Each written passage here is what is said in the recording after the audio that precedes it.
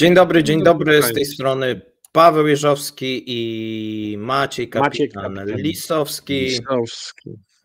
Witamy w co niedzielnym, dzisiaj ja.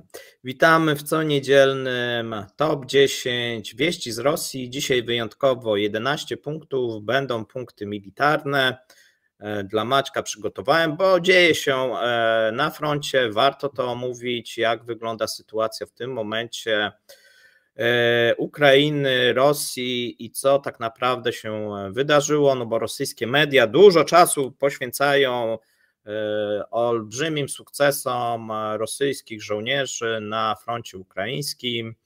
W tym momencie to są jedynki, zepchnęło przynajmniej częściowo informacje o śmierci Nawalnego, no i te informacje też gospodarcze są troszeczkę dalej, ale mamy 11 miejsc na miejscu zerowym, dosyć duży problem, pojawiły się takie dwa duże artykuły na ten temat i przedstawię mniej więcej, co można wywnioskować z tych informacji i jak wygląda sytuacja, jeżeli chodzi o rosyjskie miliardy uwięzione w Indiach, bo sytuacja jest bardzo ciekawa i sobie to powiemy na samym końcu. Na początku oczywiście podziękowania dla wszystkich patronów, osób, które wspierają oba kanały, które pomagają, jeżeli chodzi o zrzutki, Patronite i inne formy tutaj. Dzięki Wam możemy działać, zarówno kanał Kremlinka, jak i kanał Kapitana. Również jeżeli udostępniacie nasze materiały, to duże podziękowania za komentowanie, za lajkowanie, a my może przejdziemy do miejsca 10. Jest ono związane z tym, że w Europie nie wszyscy mówią jednym głosem, pomimo tego, że chcielibyśmy, żeby tak było. Najczęściej swój osobny głos mają kto? Węgry, a raczej Orbán.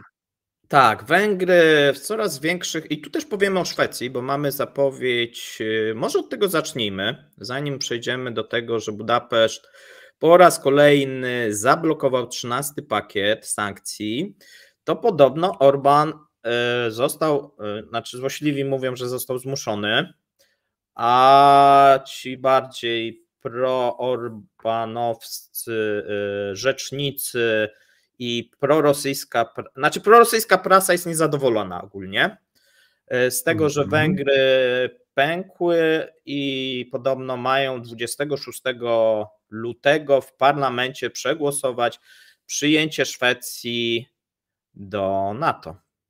Jak ty to ma być niby otwarcie sesji wiosennej węgierskiego parlamentu 26 lutego. No tak, parlament, pamiętajmy, węgierski obecnie z przyczyn oszczędnościowych jest okrojony co do standardowej ilości i w tej niestandardowej ilości deputowanych większość ma jednak Orbán i jego partia. W związku z tym nawet wprowadzenie tego pod obrady nie gwarantuje, że zostanie to uchwalone. To po pierwsze. Po drugie... Ale Wiktor się wypowiedział, że... No dobrze, wypowiedział się, że wejdzie to pod obrady, ale zapowiedział on już wiele rzeczy, a z realizacją bywało różnie. Zależy wiele od koniunktury, a pamiętajmy, że właśnie zaczęli niemieccy dziennikarze bardzo mocno pisać o tym, że dzięki Austrii i Węgrom Niemcy ciągle kupują gaz z Rosji, bo idzie on właśnie tym kierunkiem. Głównie dzięki Austrii. Tutaj ja bym Węgrów w to nie mieszał jednak.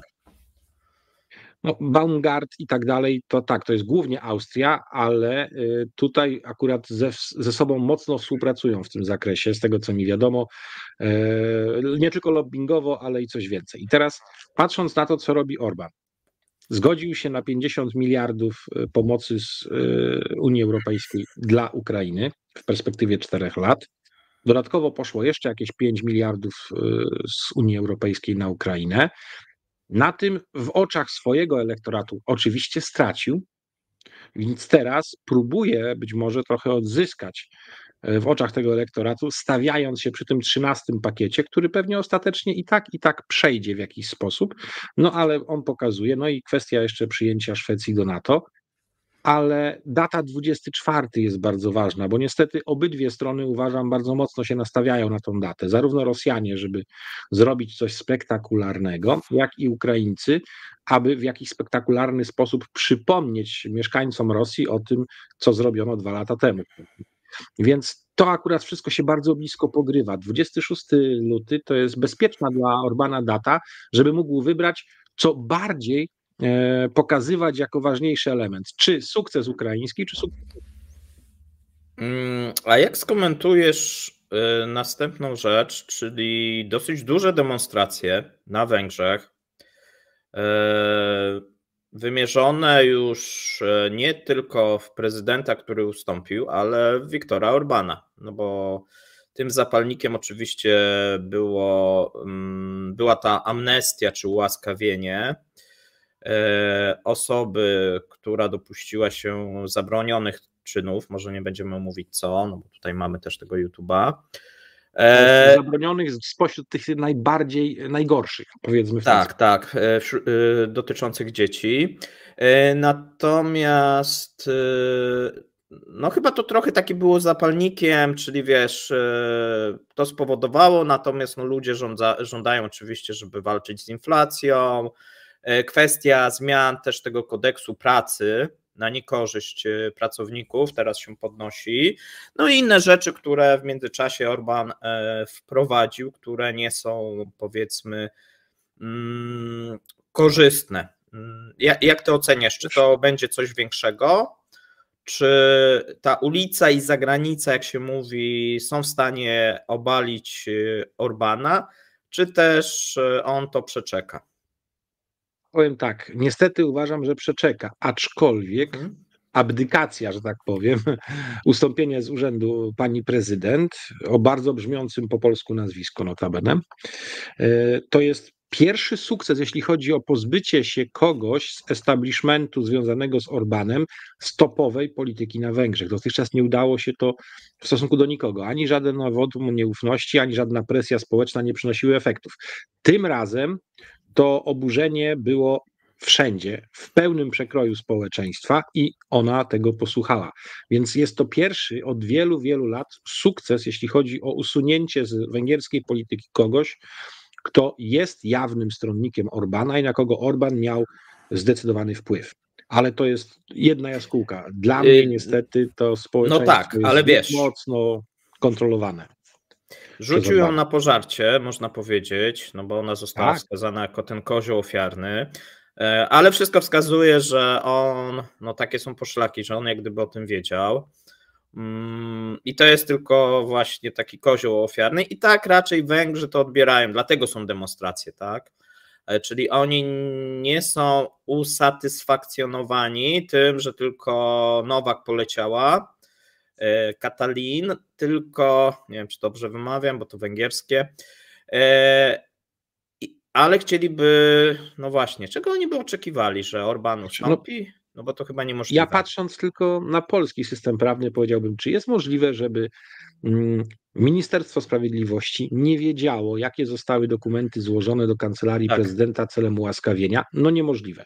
Co oznacza, że wiedział o tym, jak minister sprawiedliwości, ważna sprawa, to i szef rządu. Więc przełożenie tego w prosty sposób jest oczywiste, natomiast zbyt mocno Orbán kontroluje wszystkie przejawy życia społecznego przez swoją partię na Węgrzech, żeby to mogło doprowadzić do obalenia jego rządu na tą chwilę. To jest jakiś ruch, to jest początek procesu ewentualnie, ale to jeszcze jest niestety zbyt słabe, ale jest to ruch we właściwą stronę. Tak, a powiedzmy jeszcze o tym 13 pakiecie sankcji, bo on jest ciekawy, nie wprowadza tak naprawdę nowych sankcji, natomiast uszczelnia już istniejące i po raz pierwszy na liście firm, na które się nakłada sankcje, znalazły się 3 chińskie firmy, również firmy z Serbii, z Indii, z Turcji, czyli widzimy, że Unia Europejska wzorem Stanów Zjednoczonych zaczyna myśleć i nakładać sankcje na firmy z krajów trzecich. Co o tym sądzisz? Pojawiają się też tak zwane sankcje wtórne również w wykonaniu Unii Europejskiej, aczkolwiek pamiętajmy, że patrząc na siłę sprawczą sankcji, to te amerykańskie są daleko bardziej to prawda. dojmujące i świat na nie reaguje o wiele bardziej. To jest raz. Dwa, wrzucenie w to wszystko 3 firm chińskich, ile z nich jest bardzo mocno zainteresowanych i jest w procesie inwestycyjnym na Węgrzech? Chyba 2. Więc to też bije oczywiście w Orbana w tym momencie, dlatego bardzo mu się to nie podoba, a on chce inwestycji chińskich, bo inwestycje niemieckie na Węgrzech jednak wyhamowały. Więc to jest dla niego dodatkowy interes. Tym wszystkim zrobienie w tak, końcu, wyhamowały to chyba dobre słowo. Zrobienie w końcu strzałów w firmy, czy to serbskie, czy tureckie, czy indyjskie, jest bardzo potrzebne po to, by właśnie tam, na tamtych dużych rynkach, w krajach, które tak mocno korzystały z kłopotów Rosji, bo to przecież przez ostatnie 2 lata widzimy, zwłaszcza jeśli chodzi o Indię i Turcję, jest potrzebne, żeby właśnie chociażby zastopować obsługę bankową pewnych rzeczy. W przypadku Serbii chodzi jeszcze o produkowane tam elementy do postradzieckiej, postrosyjskiej w tym momencie broni.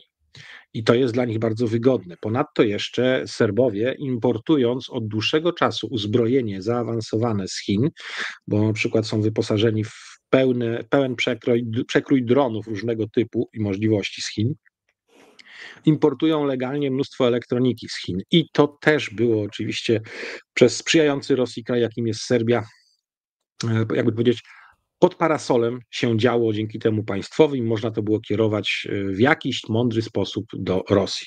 Jeśli chodzi o Indię, no to wiemy wszyscy, bo cały czas się o tym mówi, jak dobrze handlują i jakie są pieniądze, o czym będziemy jeszcze dalej mówili, rosyjskie w Indiach. I to też utrudnienie tych relacji handlowych jest w interesie zarówno Ukrainy wprost, jak i przecież Stanów Zjednoczonych i Unii Europejskiej. Dobrze, że w końcu to się dzieje. Zobaczymy, co się jeszcze będzie działo, jeśli na początku marca Putin ma być w Korei Północnej. Zakładam, że jako jeden z efektów trwającej właśnie konferencji bezpieczeństwa w Monachium będzie tam przyjazd wysokich przedstawicieli MSZ-u Chin w czasie wizyty Putina w Korei Północnej, gdzie będą omawiane szczegółowo wnioski z tej konferencji, gdzie wszystkie te informacje spłynęły do Wanga Yi, a między innymi przedstawiciele delegacji ukraińskiej bardzo dużo czasu spędzili na rozmowach z Chińczykami. No tak, mówi się o tym szlaku serbskim, on troszeczkę został przyhamowany przez Amerykanów w połowie zeszłego roku, bo tam szły dosyć duże dostawy maszyn, chipów, różnych rzeczy. Amerykanów to mocno zirytowało, Serbia oczywiście się zarzeka, że nie.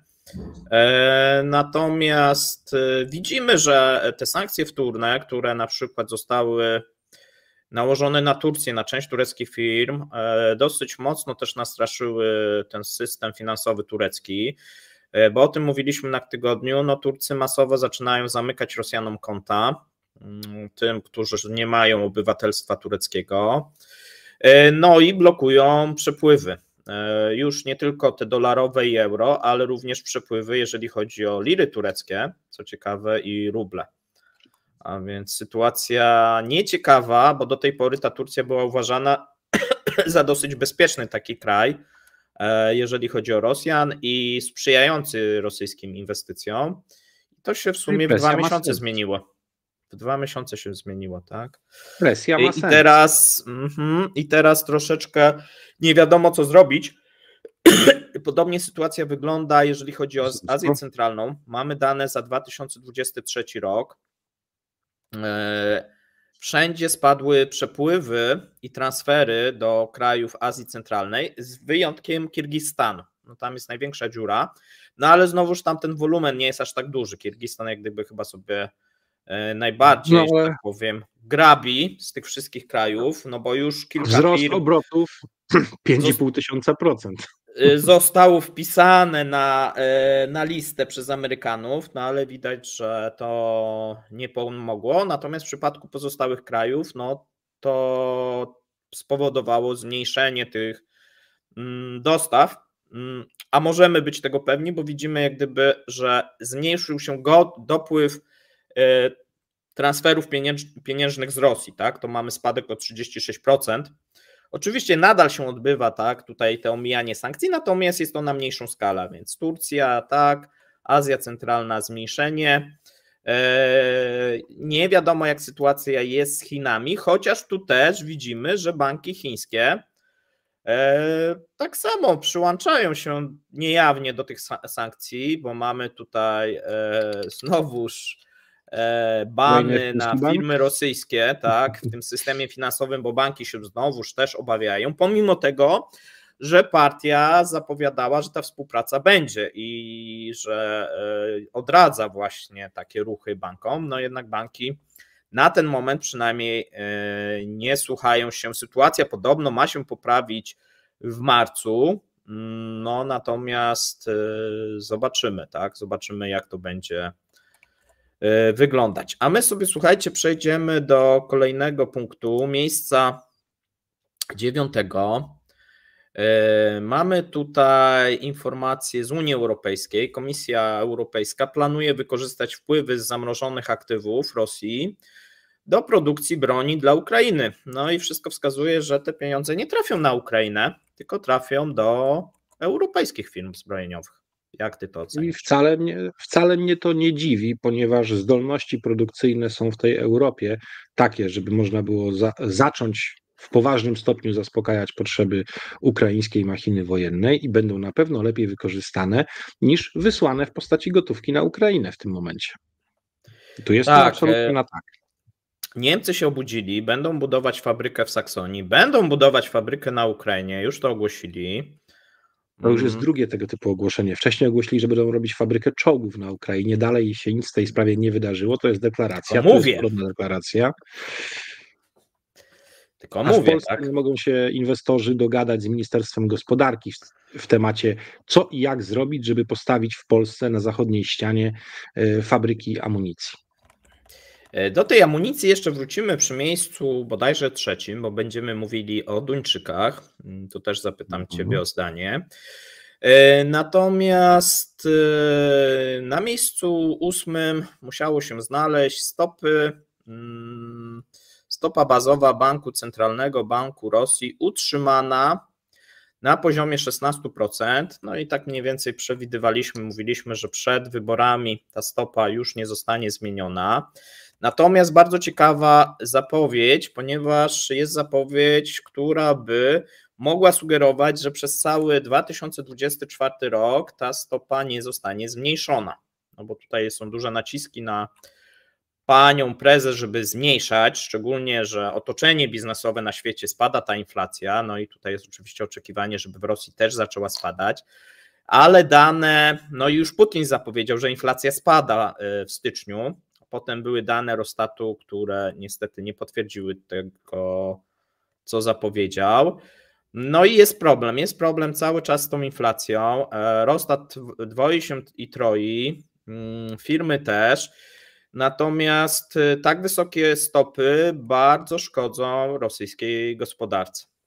Jak ty to oceniasz? Zdecydowanie, że szkodzą, ale powiem coś więcej. Od ludzi, z którymi się kontaktuję, którzy tam są za tą żelazną kurtyną, spływają informacje, że im dalej od Moskwy, tym w tej chwili wykonywanie poleceń Moskwy bywa coraz bardziej opieszałe, by nie powiedzieć, że zaczyna być sabotowane. Dlaczego?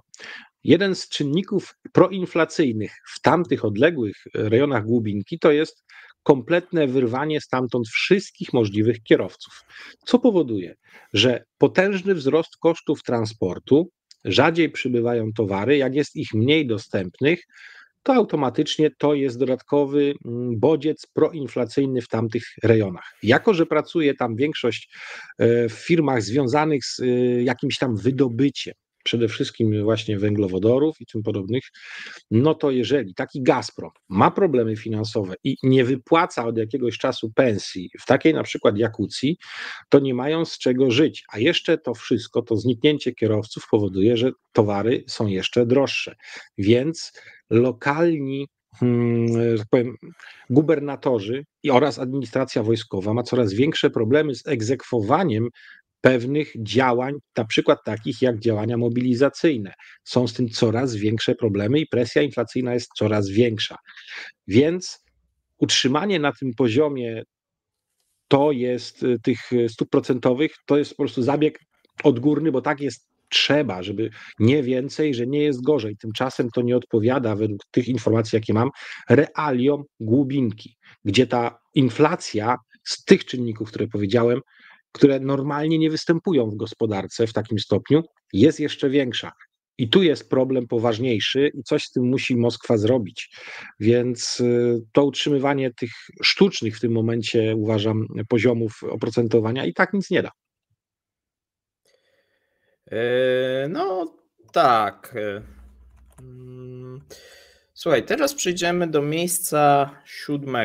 Na miejscu 7 Patruszew Junior, czyli minister rolnictwa, no, zaczyna martwić się na temat prognoz, jeżeli chodzi o produkcję. I pierwszym krokiem jest aktualizacja strategii rozwoju rolnictwa. Taką strategię przygotowano do 2000, jak to w Rosji, tak, mamy plany. Była przygotowana do roku 2030, czyli na najbliższe w tym momencie 6 lat już. No i zakładano tam pewien rozwój tego rolnictwa. No i okazuje się, że minister obniża prognozy dla rolnictwa o 23%, szczególnie wielkość jego eksportu ma spaść. No i tutaj spadek dochodów eksportu w dużej mierze tłumaczy się nową logiką dystrybucji wsparcia państwa dla aktywnie subsydiowanego sektora w kontekście ograniczonego budżetu. O ile wcześniej środki otrzymane z ceł eksportowych wystarczyły, aby pomóc wszystkim potrzebującym podsektorom kompleksu rolno-przemysłowego, o tyle teraz wsparcie koncentruje się na obszarach priorytetowych. No słuchajcie, jak to czytać? To mniej więcej wygląda tak, że nie ma pieniędzy z grubsza i jest problem przede wszystkim, jeżeli chodzi o nasiona, bo w szczególności dokument ustala kryteria substytucji importu, na przykład w hodowli i nasiennictwie. Wyznaczono kolejne konkretne cele. Zakłada się, że do 2026 roku, czyli dosyć szybko, udział nasion selekcji krajowej osiągnie 65%, a do 2030 75%. I z tym też należałoby tak rozumieć, z czego wiąże się spadek eksportu. Znaczy Rosjanie będą używali gorszej jakości nasion, no i będą mniejsze plony. No to tak. Ale wiesz, jak to będą sprzedawać? Że oni używają nasion nie modyfikowanych genetycznie, więc ich produkcja jest zdrowsza. To od razu pójdzie. Tak, a o co poszło? No poszło o to, że oni chcieli w 2023 wprowadzili ustawy, które nakazywały firmom zachodnim, zakazywały importu nasion do Rosji i chyba że firma zlokalizuje te nasiona, czyli będzie produkowała je w Rosji i dostarczy odpowiedni know-how. Reakcja firm tych światowych, szczególnie z Europy, była taka, że nie. W związku z tym Rosjanie byli swojej wiedzy zmuszeni do wprowadzenia tak zwanych kwot i limitowania tego importu tych nasion. I oni w tym momencie importują, tak ustalają sobie tam co jakiś czas, nawet zmieniają to co kilka miesięcy, ile danych nasion można sprowadzić z zagranicy. Natomiast no, te firmy nie są zainteresowane cały czas lokalizacją, w związku z tym oni próbują wyhodować swoje odmiany, no i powoli próbują właśnie mają te cele dla tego swojego przemysłu nasiennego, nie wiem jak to nazwać, żeby ładnie brzmiało, próbują w tym momencie wyznaczyć właśnie no takie trochę moim zdaniem nierealne, natomiast efekt może być taki, że no już wiemy, że no, te nasiona rosyjskie dają mniejsze plony, tak? No bo tak do tej pory było, a więc nagle się to pewnie nie zmieni. No i teraz to nie jest koniec, bo tutaj mamy też taką informację, że poprawki w dużej mierze, które zrobił Patruszew i jego zespół, wpisują się w zmiany, które już zachodzą w kompleksie rolno-przemysłowym, wpłyną na część strategii dotyczącej eksportu, doprecyzowując listę obszarów priorytetowych dla eksportu produktów rolnych I teraz tak, proponuje się włączenie krajów WNP, Bliskiego Wschodu, Afryki, Azji Południowo-Wschodniej, a także Chin i Indii. Dostawy do tych krajów znacznie wzrosły wielokrotnie po rozpoczęciu operacji wojskowej na Ukrainie. Eksport produktów rolnych do Chin wzrósł o ponad 50%, jeżeli chodzi o 2023. No i to jest główny tak naprawdę odbiorca produktów rolnych. No i teraz zaczyna się ciekawie. W takich warunkach przy ograniczonym budżecie wsparcie państwa będzie w coraz większym stopniu koncentrować się na tych mało dochodowych i nierentownych obszarach, które władze uznają za priorytetowe. Hodowla, genetyka, hodowla bydła mlecznego, hodowla drobiu i produkcja jaj. No tak, drób i produkcja jaj musiały się tu znaleźć teraz, bo tak, bo teraz mamy już informację, że po jajach pojawiły się kurczaki wolnocłowe. Więc oni wyeksportowali kurczaki i teraz, słuchaj, muszą sprowadzać te tusze z zagranicy. Zwolnili, znowuż dali tam kwoty dla pewnych firm, zwolnili ich. No i muszą dotować eksport kurczaków, no bo sytuacja nie jest za ciekawa cały czas jest tego za mało. No jak mniej więcej te zmiany czytać? Tak, pieniędzy na rolnictwo nie będzie, będą problemy, jeżeli chodzi o nasiona, dlatego należy się skoncentrować, no i należy się liczyć, że eksport będzie spadał, no bo tu już założyli, że o 23% spadnie w najbliższym czasie, tak do 2030 roku, a pamiętajmy, że ten eksport to stanowi 10%, dokładnie 18% pozasurowcowego, no i on miał rosnąć, a tutaj teraz mówimy, że on prawdopodobnie będzie spadał. I należy się przede wszystkim skoncentrować na dostarczaniu odpowiedniej ilości żywności na rynek krajowy. No bo co to oznacza, tak? Czyli ten drób, jaja, mleko, tak? No tutaj trzeba się liczyć, że pojawiają się problemy i Rosja nie będzie w stanie eksportować tyle, ile eksportuje, jedynie może liczyć na te zboża i na te pszenice, natomiast poza tym, zauważ, tego nie ma, jeżeli chodzi o priorytety, czyli tam jeszcze w miarę jest ok, chociaż ja mówiłem, że jeżeli chodzi o żyto, ryż, to jest nędza i tragiczne dane, i na przykład też pszenicę durum, gdzie mamy zakaz cały czas, natomiast no, koncentracja w najbliższych latach na to, żeby wyżywić tą Rosję, bo chyba pojawiają się tu pierwsze jaskółki i jakieś problemy. Tak, no autarkia im się w tym momencie mocno kłania, ale ja tu jeszcze widzę jedną rzecz. Młody Patruszew, czyli jedna z osób od dawna wskazywana, że może być promowana na jednego z przyszłych wodzów Rosji, powinien mieć zawsze same sukcesy. I dlatego dostał resort rolnictwa, które jako wielkoobszarowe rolnictwo, wielkoprzemysłowe naprawdę sobie radziło w ostatnich latach bardzo dobrze. Nawet własne fabryki maszyn rolniczych rozwijały się w ciekawą stronę, bo był na to popyt. Teraz takie problemy to nie jest dobra rzecz dla młodego Patruszewa, to jest raz. Dwa, ja mam dodatkowe jedno pytanie, bo dla niego to się może skończyć nieciekawie, no ale nie z takich problemów pewnie tatuś pomoże mu się wydobyć. Jest inne pytanie. Dzisiaj widziałem materiał jakiejś organizacji ukraińskiej zajmującej się dezinformacją rosyjską i zadali pytanie bez podania dowodów, żeby było jasne. To dlaczego Polska tak blokuje ukraińskie zboże, i to mówię o wejściu na polski rynek, a nie o tranzycie, bo o tym oczywiście też nie powiedzieli dokładnie. Chodzi o to, rzekomo 12 milionów ton zbóż rosyjskich importowanych do Polski w roku 2023. A przecież też nie spełnia rosyjskie zboże pod wieloma względami kryteriów jakościowych Unii Europejskiej. Bardzo ciekawe. No tam są, wiesz, cały czas Rosjanie, że przez Łotwę głównie trafia to rosyjskie zboże do krajów europejskich. Cały czas nie ma, wiesz, nie znamy w tym momencie dokładnych danych. Ja bym tutaj nie opierał się na tych danych rosyjskich, bo to widać, że są specjalnie wstawki ich. Natomiast część zboża trafia do Unii Europejskiej, jaka to część, to ja w tym momencie nie wiem, pewnie odszukam faktycznie te dane, bo takie dane też są dostępne. Ale Z wiesz, tego, co kiedyś widziałem, to nie była duża ilość. To nie była duża ilość. Taka wrzutka ukraińska, że to ale jest oczywiście, wiesz, ton. stawki są, coś nie gra. Zarówno Ukraińcy to próbują rozegrać, jak i Rosjanie, mówiąc, że tutaj przecież Unia kupuje od nas.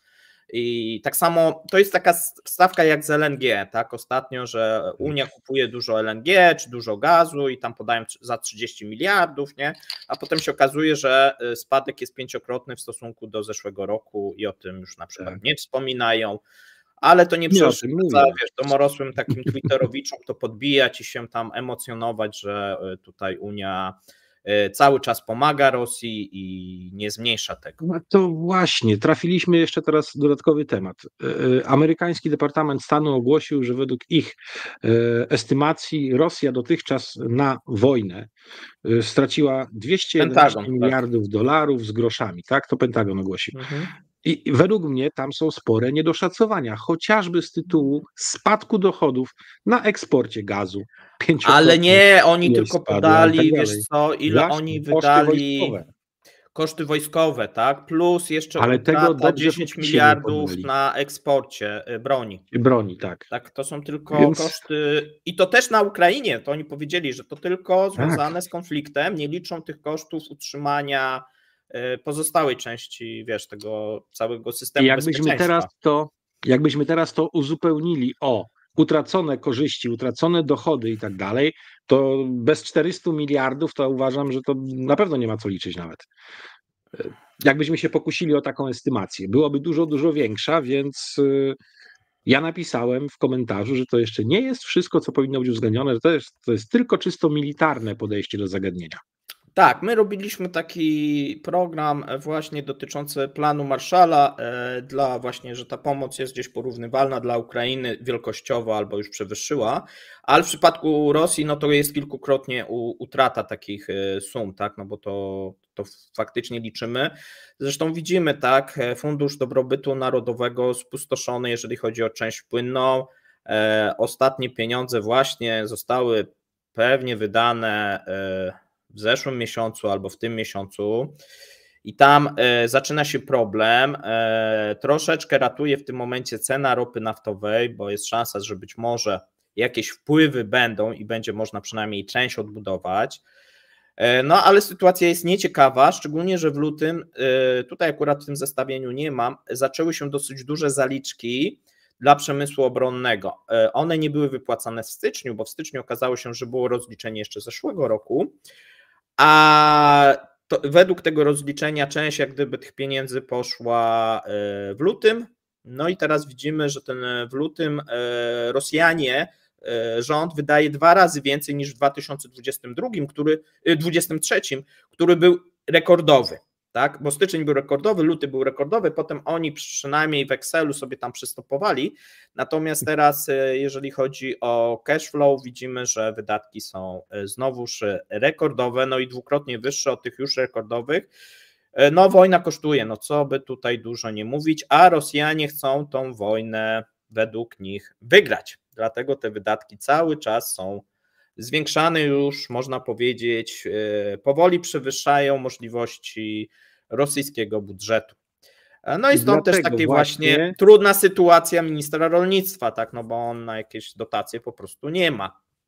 I do tego jeszcze jest właśnie potwierdzona informacja, że trwają zaawansowane rozmowy w Arabii Saudyjskiej między przedstawicielami Rosji a saudyjskimi w temacie zwiększenia sprzedaży rosyjskiej ropy, co jest wbrew dotychczasowym ustaleniom z Arabią Saudyjską. Tak, no ja mówiłem, że jeżeli nie przetwarzają tyle, co mogą, kilka procent będą, no to Rosjanie będą chcieli wysyłać surową ropę, co może wpłynąć na ceny. Zobaczymy. Próbują to dogadać z Saudyjczykami, zamiast robić to po cichu, więc zobaczymy. To akurat pozytywnie dla Rosjan, że gadają z Saudyjczykami, bo wiesz, oni znając ich, to ich taka standardowa metoda, zresztą nie tylko ich, wielu krajów, czyli tak, przestrzegamy, a wysyłają więcej, nie? Czyli po prostu oszukiwać, a więc można powiedzieć, że... Albo to znaczy, że to będzie tak dużo, że nie da się tego nie zauważyć. To też może być taki wniosek, to prawda. Tak. No wiesz, ostatnio też Saudowie mocno byli sfrustrowani, że tylko te cięcia są na ich barkach, tak? Mieli takie odczucie, a wszyscy inni to olewają. I że tylko księciowi zależy, a wszyscy tak naprawdę grają przeciwko nim. A więc taką, no jeszcze tam ta Angola, Nigeria, tak, no to tam dolały. No właśnie oliwy. ta Nigeria, wczoraj zaglądałem w tą firmę, Dagman, czy jakoś Dagot, chyba tak to się nazywa. Tak, Ten Dagote. najbogatszy człowiek, Dagote, najbogatszy człowiek. Pierwsza ta rafineria zaczęła tak naprawdę przyjmować ropę jeszcze pod koniec grudnia i w tej chwili pierwsze produkty idą. Kupują 2 miliony baryłek ropy amerykańskiej WTI Midland, czy Middle, jakoś tak, po to, żeby jeszcze zmieszać ze swoim towarem, jaki mają. No, rozkręcają się bardzo intensywnie. Jak ja patrzyłem w ogóle na tę firmę, to jest cementownie, rolnictwo, petrochemia, wydobycie ropy, przetwórstwo ropy, mnóstwo, to jest konglomerat. A on zaczynał od cukru, tak. Cukier też bardzo intensywnie. A on zaczynał od cukru. On planuje 5 takich rafinerii. Jego nazwiska, a więc ma rozmach, że tak powiem. Zobaczymy, czy mu wyjdzie, tak, 5 rafinerii.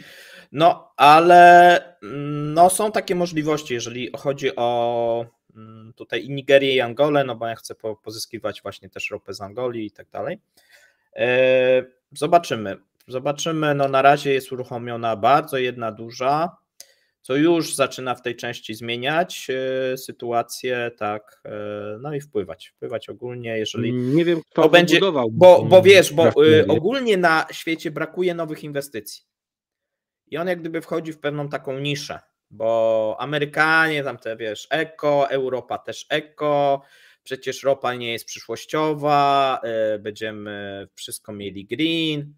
No to skoro nikt nie jest zainteresowany, no to pan Aliko sobie wybuduje 5, kto mu zabroni, tak? On mieszka w Nigerii i się nie przejmuje zmianami klimatu i tutaj tym, co sobie Europa, bo wychodzi z założenia, że chętni na jego paliwa się znajdą. Albo w Afryce, a jak widzimy, no zobaczcie, ta ropa, mówię, paliwa, gdzie są eksportowane, to nie są tylko rynki afrykańskie, tak, a widzimy, że zainteresowanie dosyć duże, szczególnie, że konkurencyjne ceny. A my no to sobie, jest nowoczesny zakład, więc tak, nowoczesne paliwa, więc... A my przejdziemy do tematu trochę związanego, a mianowicie, słuchaj, miejsce 6. Zwiększanie dyferencjału na ropie Urals. No i mamy informacje, które podaje Międzynarodowa Agencja Energetyczna, że tak, po pierwsze, w styczniu dostawy rosyjskiej ropy znajdowały się powyżej pułapu. Dokładnie podają, że cena wynosiła $66 za baryłkę, jeżeli chodzi o styczeń, to jest średnia Urals. I tu widzimy, że jak ktoś patrzył i śledził, no to ta cena, powiedzmy, na giełdzie moskiewskiej lub na giełdzie w Rotterdamie, ta referencyjna była inna, nie? Dlaczego? Dlatego, że już wielokrotnie mówiłem, teraz ta cena zupełnie się oderwała od ceny tej transakcyjnej, czyli tej średniej, za której oni faktycznie to sprzedają. I mamy sytuację trochę taką, że ta cena transakcyjna często jest niższa i dodatkowo tutaj też informacja, na początku lutego cena spadła znowuż Uralsa do 61,8, a więc jeżeli my mamy w tym momencie 73 w Moskwie, no to na rynku krajowym, no to ta cena często jest niższa, jeżeli chodzi o te transporty, szczególnie do Indii i do Chin. W związku z tym zwiększył się dyferencjał na Uralsie w stosunku do Brenta i o ile on jeszcze jakiś czas temu wynosił, no nawet w październiku chyba spadł tak 8-9, nie, dolarów, to teraz jest 18. Nadal to nie jest to rekordowo, jak było w zeszłym roku na początku, czyli tam, czy nawet pod koniec 2022, że 30-35. no ale dwukrotnie ten dyferencjał się zwiększył w stosunku do jesieni. No i tutaj w przypadku również tej ropy słodkiej, jeżeli chodzi o nią, to tam dyferencjał też się zwiększył z 5,6 na 6,6 dolara. No i teraz dlaczego tak się wydarzyło? No dlatego, że mamy zamieszanie na Morzu Czerwonym.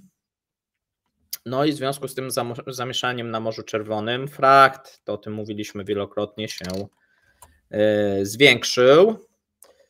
No i tutaj jeszcze o tym frakcie będziemy mówić, bo to nie tylko dotyczy ropy, natomiast no, w tym momencie część musi opływać Afrykę, tankowców, i część opływa, jeżeli chodzi o dostawy. Część nadal korzysta z tego kanału sueskiego, natomiast pojawiły się sankcje amerykańskie, te grudniowe, na około 50 tankowców i przede wszystkim na tankowce wahadłowe,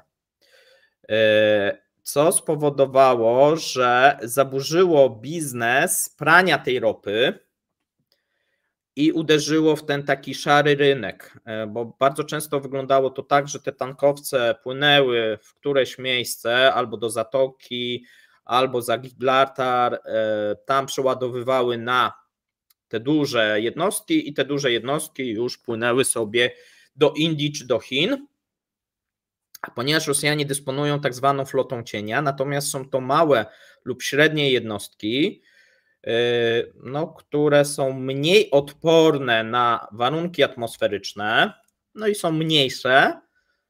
Przez to korzystano bardzo często z takich dużych tankowców, do których te tankowce, powiedzmy, mniejsze dopływały i tam przeładowywały tą ropę. Teraz Amerykanie powoli to im odcinają. Duża część tych tankowców wahadłowych już nie pracuje dla Rosjan. Mówi się o około 25 tankowcach, z czego tak mniej więcej do połowa to są te tankowce wahadłowe. Tak kojarzy mi się z takim popularnym słowem hub. Te większe robiły za miejsce koncentracji dla mniejszych, jak się załadowały pod korek, to płynęły dalej, a teraz jest z tym problem. Tak, i teraz jest problem, bo tak, czas się wydłużył dostawy, on i tak był długi, no bo Rosjanie często tego Uralsa z Primorska ciągnęli, czy z Noworosyjska, i czy tam z Ustługi, a teraz będą często, nie wiem, musiały opłynąć tą Afrykę, bo to są już takie przypadki, wbrew temu, że twierdzili, że się nie boją. Natomiast problem Huti doszedł do takiego punktu, słuchajcie, że Huti ostatnio ostrzelało, z tego co wiemy, statek irański. A więc tutaj wymiana informacji pomiędzy Hutim a Iranem no kuleje, tak? A więc nie tylko rosyjskie jednostki już zostały ostrzelane chyba 3 albo 4 razy, ale irańskie, a więc to zaczyna być już trochę komiczne i uciążliwe dla wszystkich. Są wypowiedzi sprzedawców detalicznych z Europy. Natomiast słuchajcie, teraz przejdziemy właśnie sobie płynnie do miejsca. Jeszcze powiedzmy, jak mniej więcej, jak wygląda ta sprzedaż do Indii i do Chin. No tutaj mamy, że w styczniu, jeżeli chodzi o dostawy do Indii, eksport spadł do 1,5 miliona baryłek dziennie. W grudniu mieliśmy 1,7, tak, a wcześniej jeszcze mieliśmy, jeżeli chodzi o zeszły rok, 2 miliony baryłek dziennie, a więc widzimy, że dosyć znaczny spadek. No mocno ciążą te dostawy sokołskiej ropy, czyli ropy Sokół, bo się nie udało nic dostarczyć. W lutym się udało dostarczyć, tak naprawdę, dobrze mówię, 1 albo 2 tankowce poszły, natomiast kilkanaście, bo część poszła do Chin, a chyba 1 albo 2 poszły, ja to mówiłem, a teraz już nie pamiętam dokładnie, poszły do Indii, tylko nie tam, gdzie były zakontraktowane, tylko do innej rafinerii. I ogólnie z tym jest problem. No Korea Południowa nie chciała przyjąć. Nie, no tam wiesz, oni tam się pytali wszystkich, tak. Natomiast co ciekawe, również zmniejszyła się podaż ropy i produktów do Chin. Co prawda tu mniej, z 2,3 do 2,2 miliona baryłek dziennie.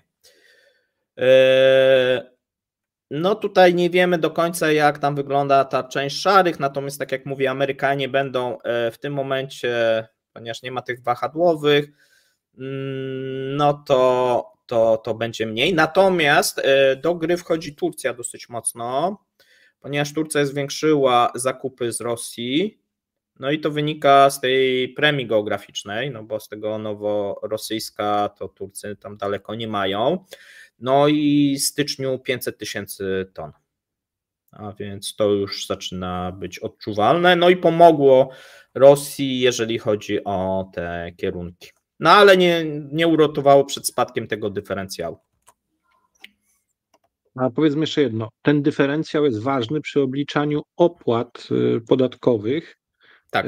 Dla rosyjskiego państwa z tytułu produkcji i eksportu, zwłaszcza tej tak, tylko że tam masz ten podwójny, że tak.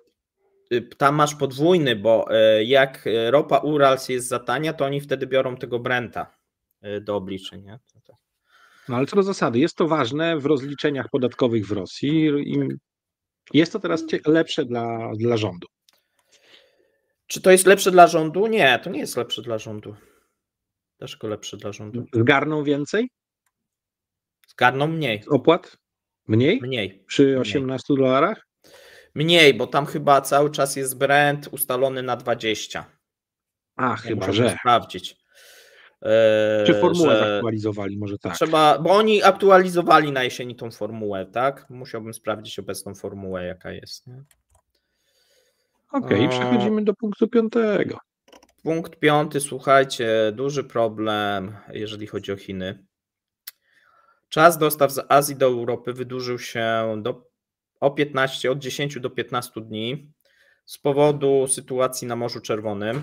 No i takie dane podają nie Chiny, tylko unijny komisarz gospodarczy Paolo Gentiloni. No i tutaj szacuje się, że koszty transportu z Azji wzrosły o 400%, czyli te koszty frachtu.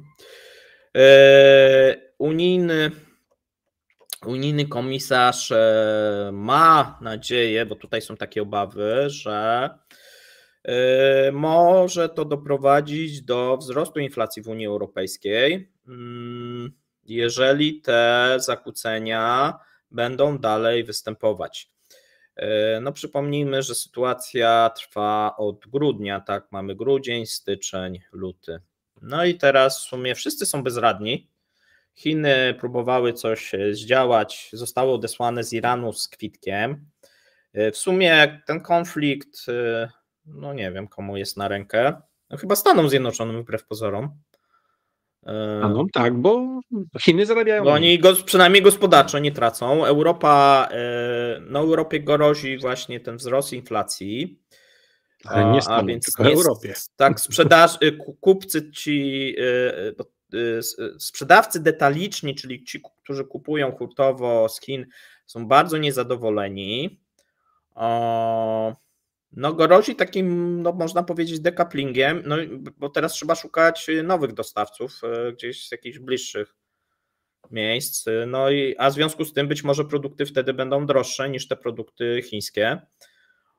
No i stąd właśnie ta inflacja się pojawia. No a jeżeli chodzi o Chiny, no to Europa jest bardzo ważnym kierunkiem eksportowym, a eksport morski stanowi, że tak powiem, większość tego eksportu, nie? No bo tam ten lotniczy czy nawet kolejowy, te szlaki kolejowo-drogowe, no to jest jakiś tam ułamek, a ten morski cargo dosyć istotny. No i to wszystko się posypało. No i ciekawa sytuacja, której chyba jeszcze rok temu nikt nie przewidywał, no bo skąd? Chyba można mamy takiego napięcie Amerykanów na załatwienie sprawy w rejonie Morza Czerwonego jak gdyby spadło. Mniej ochoty przejawiają do tych działań ofensywnych w tamtym rejonie jednak.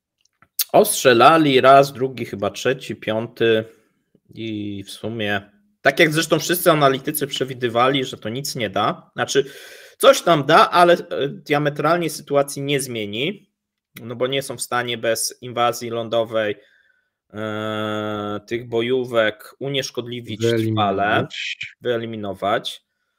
No i co?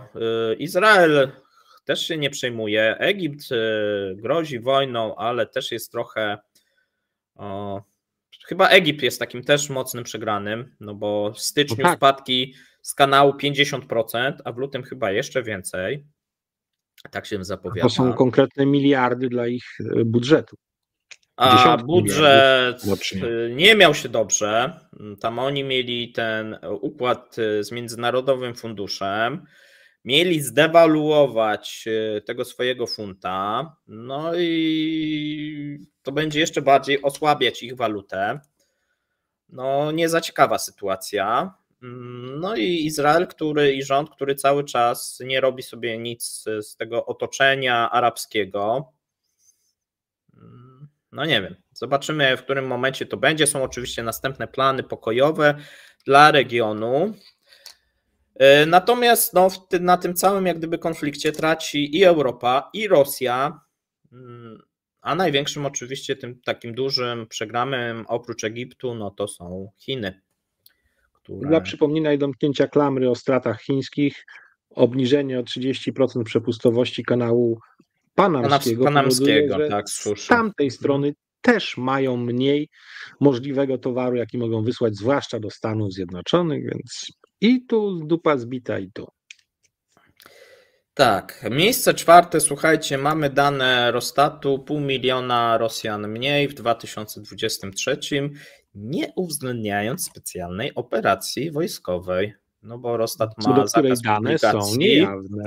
Tak, są tajne, tutaj jakby Rostat tak przypadkiem, się rozpędził i ujawnił, że tyle to, no bo nawet jakby ujawnił te pełne dane, no to każdy mógłby sobie odjąć i by już miał konkretne dane, ile Rosjan zginęło na Ukrainie, natomiast to są dane bez, no i dane bez mówią o tym, że w 2023 roku cały czas utrzymuje się problem, jeżeli chodzi o narodziny, bo mamy spadek o 3,2. Oni się pocieszają, że to tam ta dynamika spadła, bo wcześniej był spadek w 2022 o 7%, a teraz, że tylko 3,2. No ale spada cały czas ta liczba urodzeń. W tym momencie jest to około 1 260 000 rocznie, natomiast ubytek naturalny, to jest takie słowo, ubytek naturalny, nie? Czyli, bo ten na Ukrainie to jest taki nienaturalny według nich, ale ten naturalny to jest w tym momencie 495. No i oni oczywiście też się pocieszają, że w 2022 było 500 bodajże 70, a więc, że się poprawia. No nie wiem, czy się tak mocno poprawia. No i się też pocieszają, że w COVID-zie było 1 000 000, nie? Więc, że to tak jest lepiej. No natomiast no cały czas tych Rosjan, ludność, bo może niekoniecznie to są Rosjanie, ubywa, ale prawdopodobnie Rosjanie, no bo mamy też dane dotyczące tych grup etnicznych i religijnych, no i tam akurat przybywa, tak? Jeżeli chodzi o takie kraje jak Inguszetia, Dagestan, Czeczenia, to cały czas tej ludności przybywa, a jeżeli chodzi o tą europejską część, a szczególnie ten Daleki Wschód, no to tam bardzo ubywa. No i teraz tak, gdzie mamy te najwyższe wskaźniki spadku? Obwód kaliningradzki, słuchajcie, jest na pierwszym miejscu, prawie 9% spadku.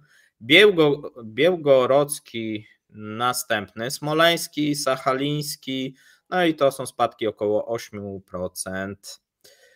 Rostat w swoich obliczeniach nie uwzględnia ofiar specjalnej operacji, które są utajnione, wraz z danymi o naturalnym przemieszczeniu się ludności i tym przyroście, a raczej ubytku naturalnym. Rostat dostarcza też statystyki małżeństw i rozwodów. No i tu liczba małżeństw zmniejszyła się, to co ciekawe, w 2023 o 17%, a więc już ten efekt w Rosji, czyli na zmobilizowanego małżeństwa się trochę wyczerpuje. no i na weterana, czyli już Rosjanki, bo to często się tak podejrzewa te Rosjanki, że one tak są tylko te pieniądze i tak no słuchajcie, na pewno są bardziej zaradne pod tym względem niż powiedzmy Europejki. To każdy, który gdzieś miał tam bliżej do czynienia, to wie, jak to wygląda w Rosji. Natomiast, no bo tam mamy dane właśnie, ile osób posiada własne mieszkanie. Trochę podobna sytuacja, chyba taka jak w tym momencie w Chinach. Tu mamy pewne podobieństwa, no bo status, że tak powiem, finansowy mężczyzny w Rosji się liczy, w Chinach tym bardziej. No to wynika jak gdyby z różnych tutaj pewnych uwarunkowań. Natomiast no teraz patrząc na to, jak to społeczeństwo ubożeje, no to prawdopodobnie jeszcze bardziej, no ze względu na zwiększające się zadłużenie Rosjan, no i te egzekucje komornicze, które rosną w trybie turbo. Natomiast mamy też liczbę rozwodów i ta liczba rozwodów się nie zmieniła. To jest tak naprawdę 0,1% wzrost. Ale poczekaj, bo tutaj teraz państwo postanowiło walczyć coś z tym, bo pojawiła się bardzo duża grupa, wręcz teraz społeczna, czyli mówimy o wdowach. Tak, w wyniku specjalnej operacji wojskowej, tak.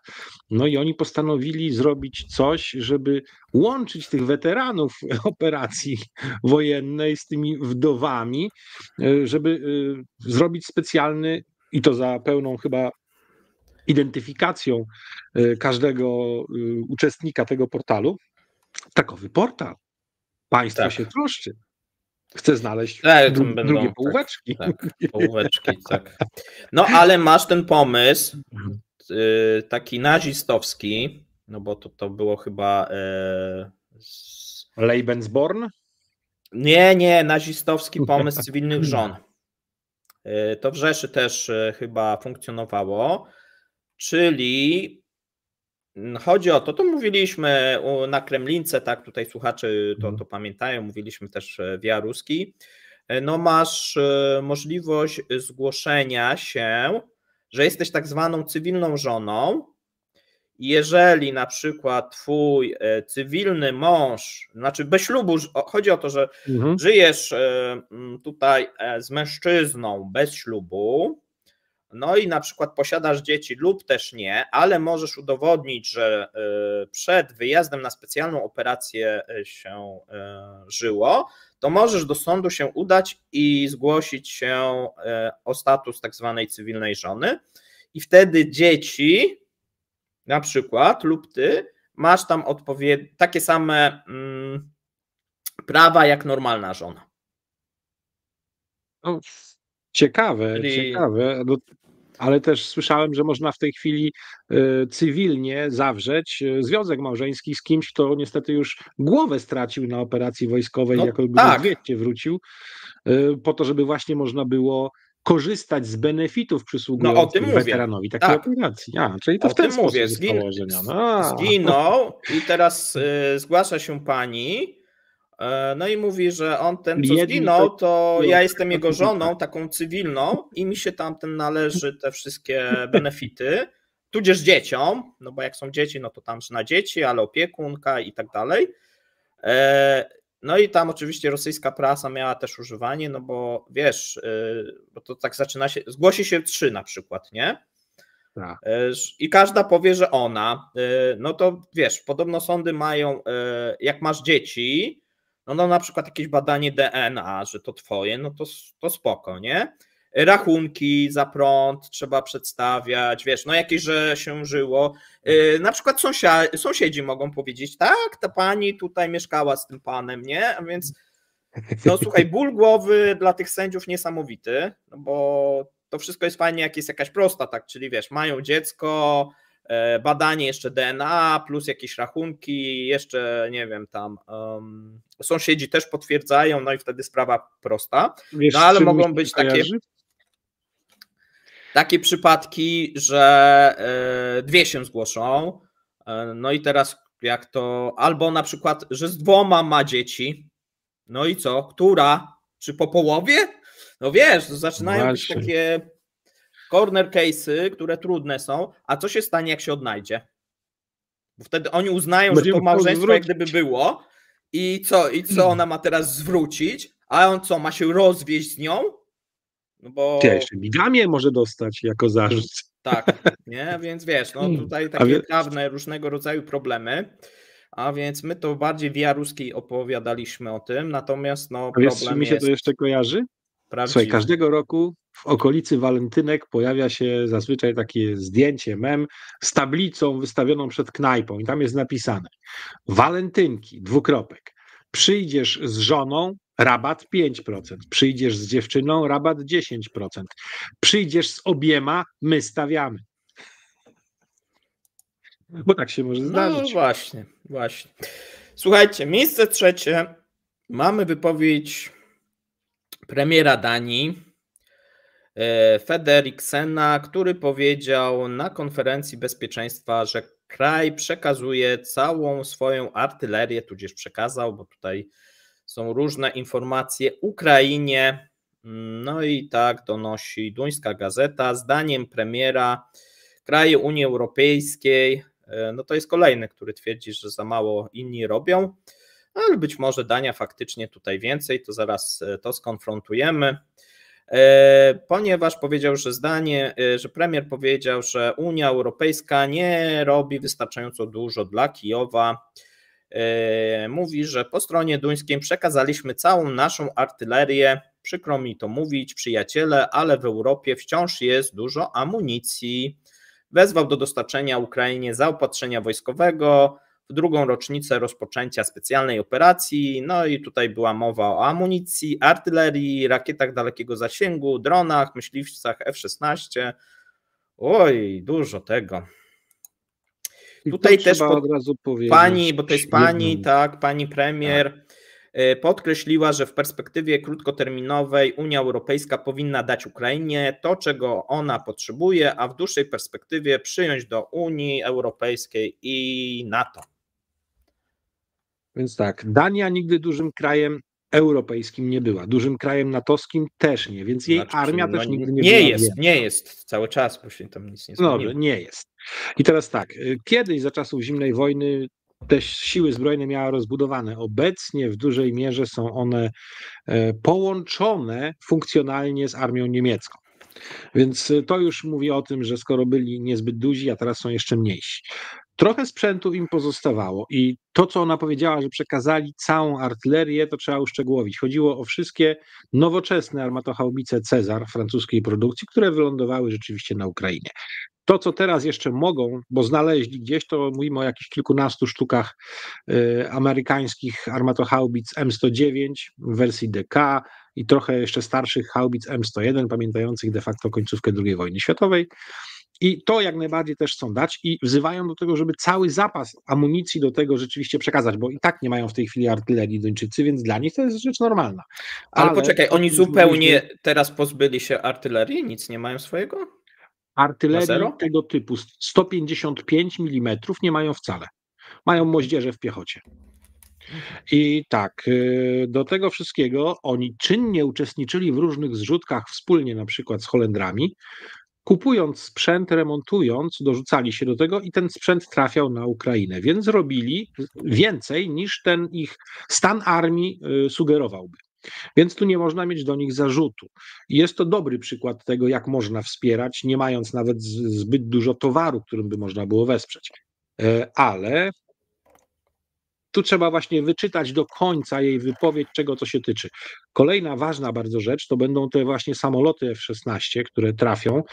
Holandia już potwierdziła, że to będą 24 sztuki. Zobaczymy, ile ostatecznie potwierdzi Dania. Z tych oczywiście starszych modeli. No bo oni mają 30, tak?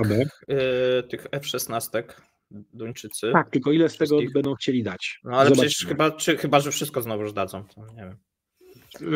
Nawet stan techniczny nie pozwoli, chyba że dadzą jako dawców części również. No ale to też będzie, wiesz, przydatne. Tak, to też będzie miało znaczenie, jak najbardziej. Do tego całkiem możliwe, że z czasem będą mogli dać trochę swoich małych jednostek pływających, zwłaszcza trałowców lub niszczycieli min, więc to też. ale na razie to jest niefunkcjonalne dla marynarki wojennej Ukrainy.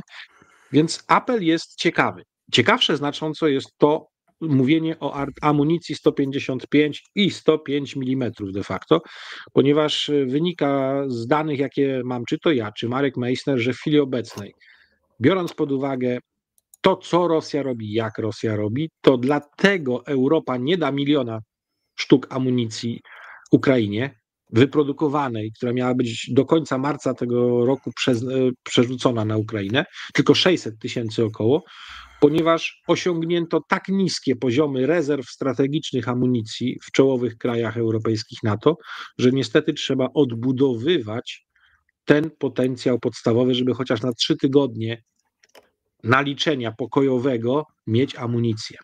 I tu jest problem i ona akurat o tym nie wspomniała, ale nie mając już artylerii tego kalibru, ich to prawie, że nie dotyczy, ale pozostałych niestety tak. Więc to nie są łatwe decyzje i to nie są proste decyzje. No dobrze, słuchaj, a czego należałoby się spodziewać, jeżeli chodzi o dostawy amunicji z Europy w tym roku? Bardzo pomijam ważna Stany informacja. Zjednoczone, które w tym momencie, podobno część dostaw idzie, bo są jakieś te takie wcześniejsze, długoterminowe, natomiast tych nowych nie ma. Natomiast z Europy jak to wygląda? To, co wiemy w tej chwili, to tak. Prezydent Czech ogłosił, że czeskie firmy, i tutaj wierzę, bo Excalibur jest bardzo obrotną firmą, namierzyły około 500 000 amunicji 122 mm, 300 000 amunicji 155 mm i jeśli tylko europejskie kraje zrzucą się na to, to są w skali kilku tygodni zacząć dostawy na Ukrainę tej amunicji. To podziałało, jak powiedziałbym, zapałka rzucona na prerię, elektryzująco. Zobaczymy, co z tym Unia Europejska zrobi. Bardzo ciekawa rzecz. Więc ktoś tu udowodnił, że jednak ta amunicja jest dostępna z jednej strony. Z drugiej strony Niemcy zadeklarowały w swoim kolejnym pakiecie, że dostarczą na Ukrainę 120 000 sztuk amunicji artyleryjskiej. Nie widziałem tam daty, do której to powinno mieć miejsce, ale to jest osobna deklaracja samych Niemiec w tym zakresie.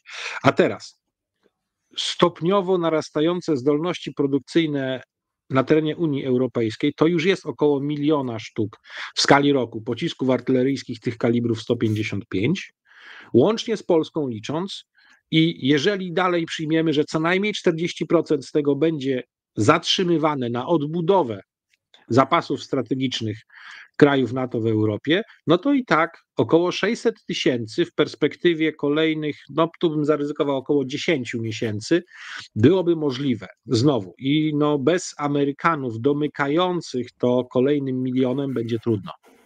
Chyba że oczywiście pojawi się amunicja z dostaw południowo-koreańskich, pakistańskich, a nawet indyjskich, gdzie każda z tych amunicji już trafiała na Ukrainę.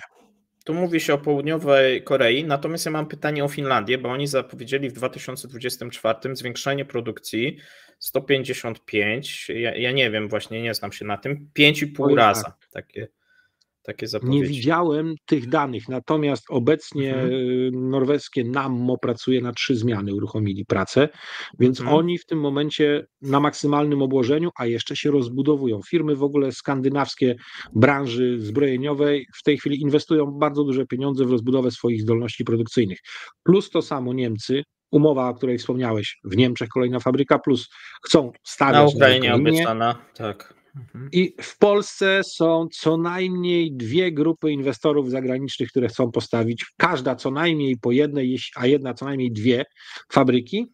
I jeszcze jest polska grupa, częściowo powiązana z Skarbem Państwa, która też chce uruchomić. I gdyby zliczyć każdą z tych firm, to mówimy o co najmniej 100 000 rocznej produkcji dodatkowej w Polsce, jaka mogłaby się odbywać, i praktycznie zbyt jest zapewniony. To byłby bardzo duży wzrost. Jeśli Polska ma osiągnąć do końca roku w granicach 300 000 sztuk rocznej zdolności produkcyjnej, to pojawienie się za rok, bo na pewno nie szybciej, za rok kolejnych 100 000, to będzie bardzo duży wzrost. A ja mam pytanie dotyczące Bułgarii. Jak tam sytuacja wygląda? Bułgaria uruchomiła wszystkie swoje linie, zarówno amunicji 155, bo oni robili już, tak, 152 i 122. cały czas. I bądźmy szczerzy, amunicja z Polski w kalibrach 122 i 152, amunicja ze Słowacji, amunicja z Bułgarii, to jest podstawa tego, czego obecnie artyleria ukraińska używa. Bez tego nie mieliby prawie czym strzelać, tylko mogliby liczyć na własną produkcję, która nie jest aż tak duża.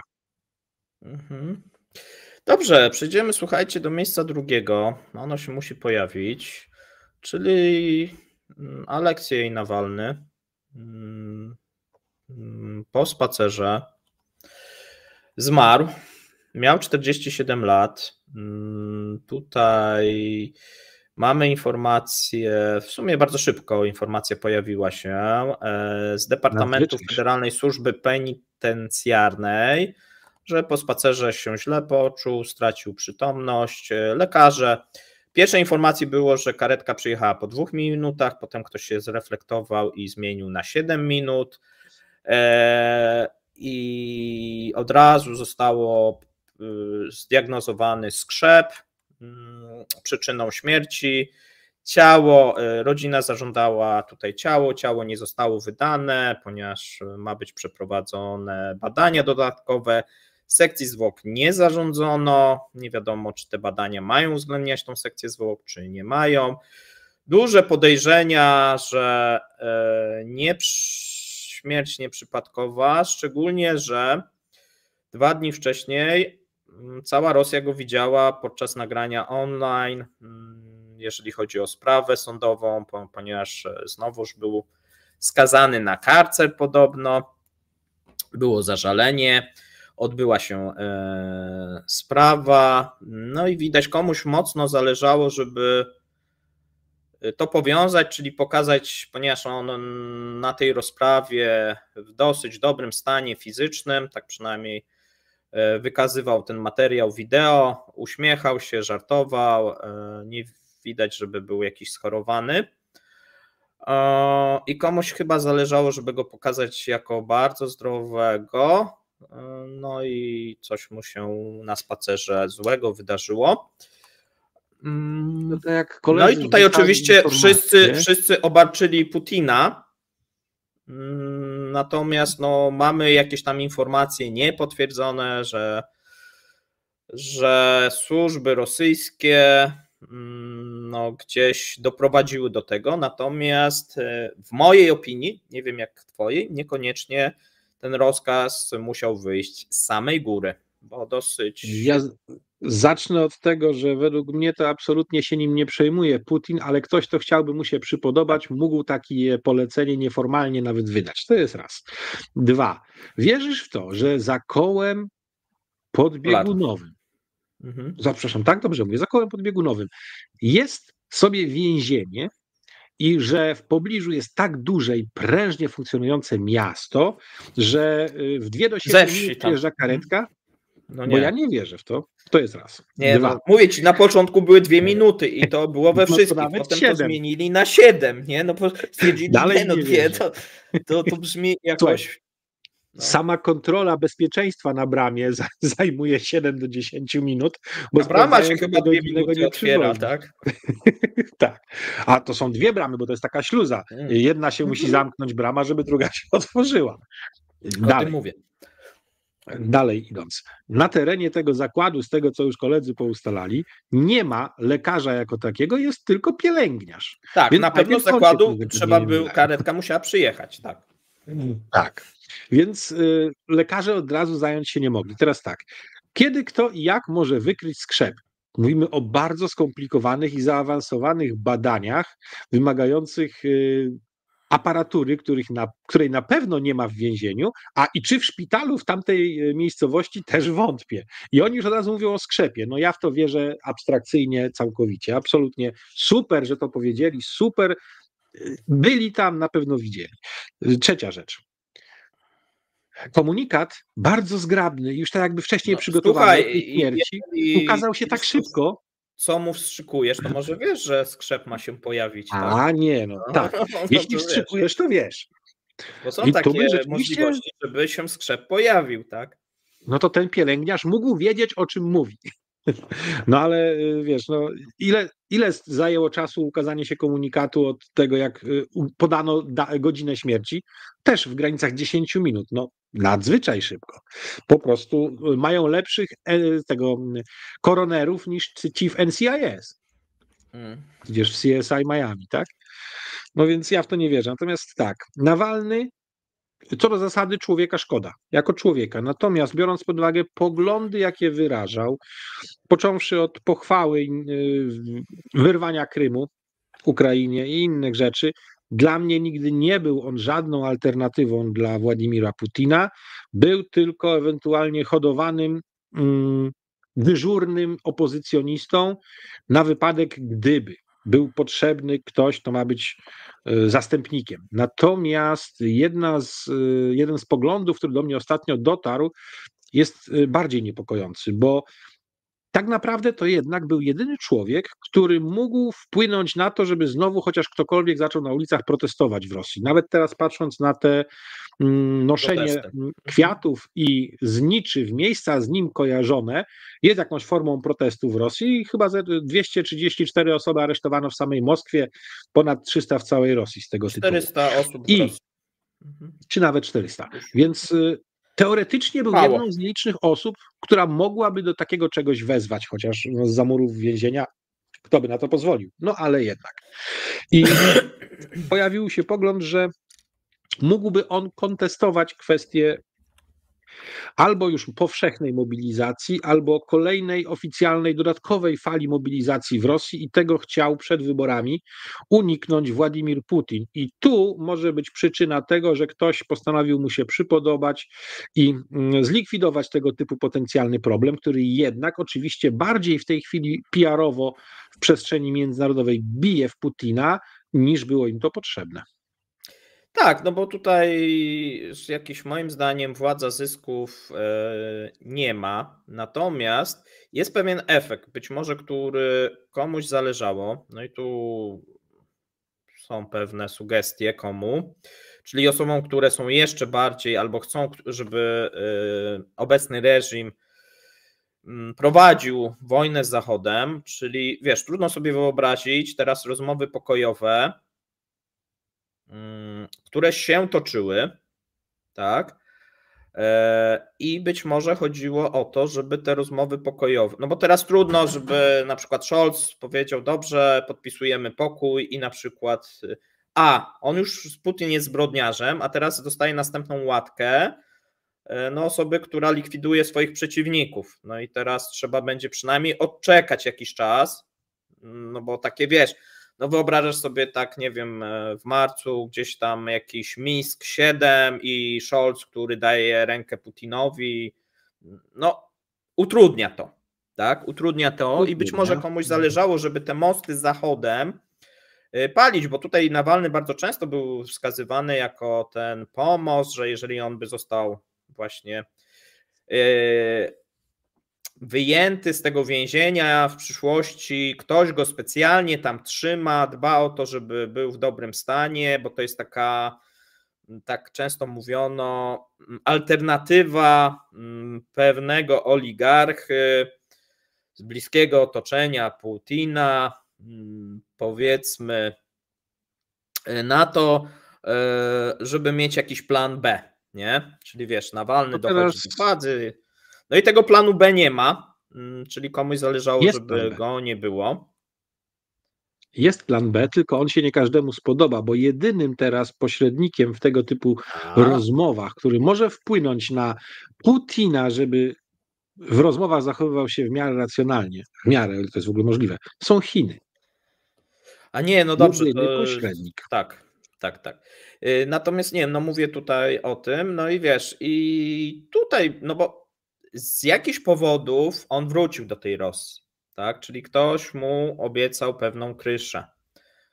No jak to w Rosji często bywa, albo nie dotrzymał słowa, no albo się zmieniły pewne uwarunkowania, no albo ktoś przyszedł i powiedział silniejszy i tej kryszy już nie było.